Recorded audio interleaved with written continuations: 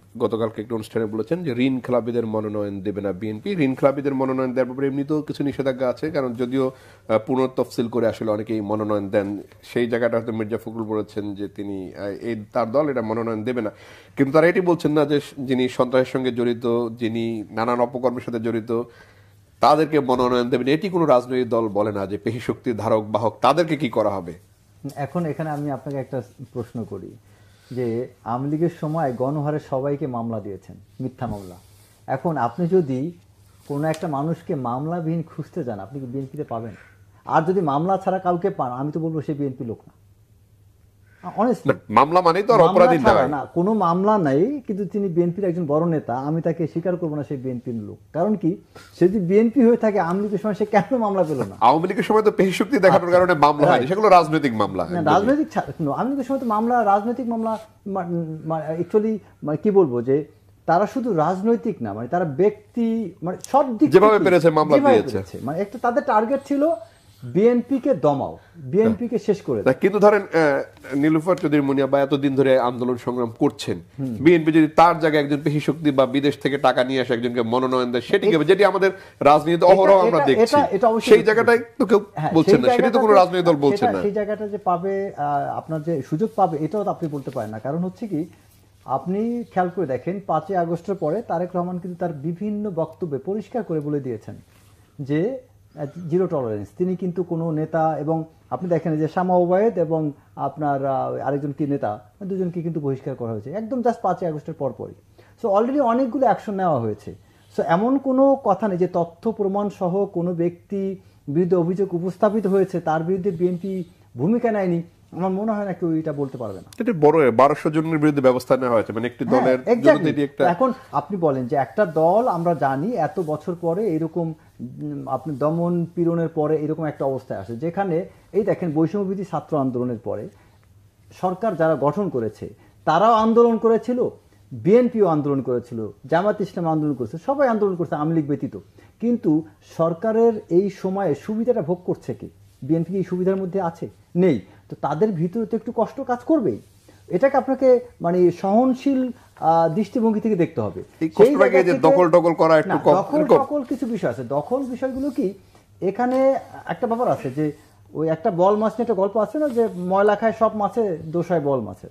এখন বিএনপি নামটা খুব সহজেই আমরা কিন্তু তুলে ধরি। যেমন ধরেন আপনি দেখবেন অনেক জায়গায় হয়তো আওয়ামী লীগ একটা ঘটনা ঘটাইছে, ওখানে বিএনপির একটা পোস্টার বা একটা নাম বলা হচ্ছে। এখানে প্রতিটা জায়গায় আসলে আপনি ঢালাওভাবে যেভাবে বলা হচ্ছে, অন দ্য গ্রাউন্ড রিয়েলিটি বিএনপির লোক এইরকম চাঁদাবাদীর সাথে সম্পৃক্ত না। বিএনপির কিছু লোকজন বিএনপির বিরুদ্ধেই প্রচারণা চালায়। কিরকম? যেমন ধরেন কিছু কিছু এলাকা আছে যে বিএনপির একজন নেতা তিনি চাচ্ছেন যে ওই জায়গায় তিনি নির্বাচন করবেন, ওই বিএনপির আরেক নেতা তিনি নির্বাচন করবেন, তখন এক নেতা আরেক নেতাকে ওখানে চাঁদাবাজ বানাচ্ছে। তার মানে মিউচুয়ালি এরা ডিস্ট্রাক্ট করছে পরস্পরকে, আপনার মিউচুয়াল ডিস্ট্রাকশন করছে। মানে এ ওর দিকে অস্ত্র তাক করে রাখছে, দুজন দুজনকে গুলি করছে। অ্যাকচুয়ালি বিরোধী দল এদের দুর্নাম করার পূর্বে বিএনপির নেতারাই নিজেদের দুর্নাম রটাচ্ছেন। চাঁদাবাজি না হইলেও এটা ওই তাদের ভিতরের লোকে এটা রটাচ্ছেন। যেমন আপনার বিভিন্ন দেশের বাইরে যে যারা যে সোশ্যাল মিডিয়াতে কাজ করছে, তারা দেখবেন যত পোস্ট দিচ্ছে, যত প্রচারণা করছে, তারা সব কিছু কি ভেরিফাই করে নেয়? তা না, তাদেরকে কিছু লোকজন তথ্য দিচ্ছে, কিছু ফেক পিকচার, কিছু উল্টাপাল্টা জিনিস তৈরি করে দিচ্ছে, তারা ওইটাকে পোস্ট দিয়ে দিচ্ছে। তারা তো সব ভেরিফাই করে না, কিছু সত্য আছে, কিছু অতিরঞ্জিত আছে, কিছু মিথ্যার মিক্সচার আছে। সো এখানে আপনার মানে বিএনপিকে যেভাবে বলা হচ্ছে তারা এটার সাথে জড়িত, আমি এটা বলবো না। বরং আমি মনে করি বিএনপিকে তাদের স্পেস দেওয়া উচিত। এই যে সমন্বয়ক যারা, তাদের উচিত ছাত্র দলের বা ছাত্র দল থেকে যারা সমন্বয়ক তাদেরকে ডেকে আনা।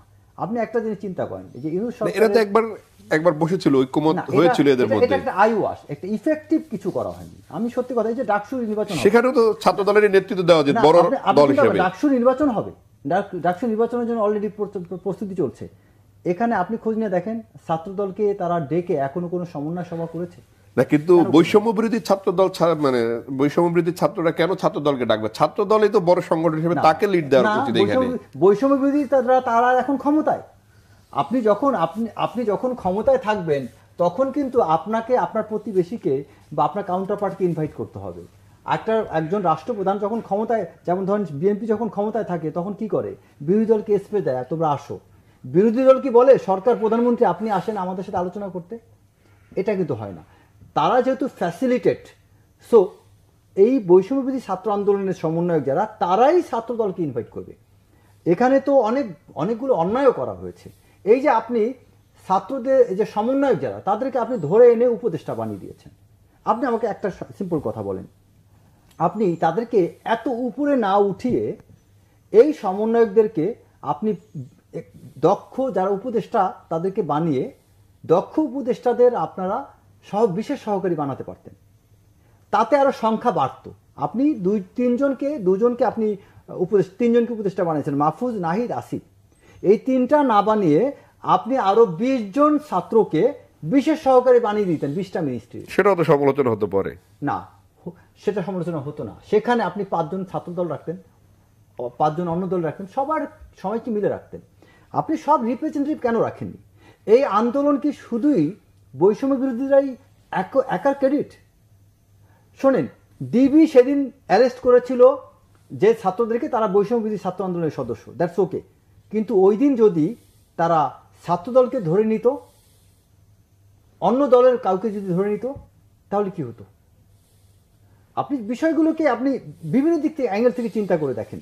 তারা এখানে একক যে ক্রেডিট নিচ্ছে, অ্যাকচুয়ালি এই ক্রেডিটটা তাদের একা নেওয়া উচিত না। একক ক্রেডিট তো ছাত্ররা নিচ্ছে না, একক ক্রেডিট দেওয়া হচ্ছে। আচ্ছা, আপনি সশস্ত্র বাহিনী দেখেন, রাওয়া ক্লাবে সশস্ত্র বাহিনীর রিটায়ার্ড অফিসাররা যখন রাওয়া ক্লাবের বাইরে এসে যখন তারা আন্দোলন করলো, যখন মহাখালী ডিউএসএসে যখন আর্মির লোকজন নেমে গেল, বাংলাদেশের ইতিহাসে কোনোদিন দেখতে কোনো সেনা পরিবার মাঠে নেমেছিল? রাওয়ার কর্মকর্তারা সমস্ত অফিসার নেমেছিল। এই যে, এবং এটাই কিন্তু ছাত্রদের সাহস জুগিয়েছিল। যখন বিভিন্ন মিডিয়াতে প্রচার হচ্ছিল, অবসরপ্রাপ্ত সামরিক কর্মকর্তারা, ইয়াং অফিসাররা সেনাপ্রধানের সাথে তার অ্যাড্রেসের সময় তারা সেখানে অনেক কথা বলেছে। এগুলো আসার পরে কিন্তু আমি যদি ভুল না করি, ছাত্ররা কিন্তু বারবার বলছে যে রাজনৈতিক দলগুলোর এতদিনে তৈরি করা প্ল্যাটফর্মকে ধরেই তারা গণ অভ্যুত্থান সফল করেছে। সেটি তো ছাত্ররা বারবার বলেছে।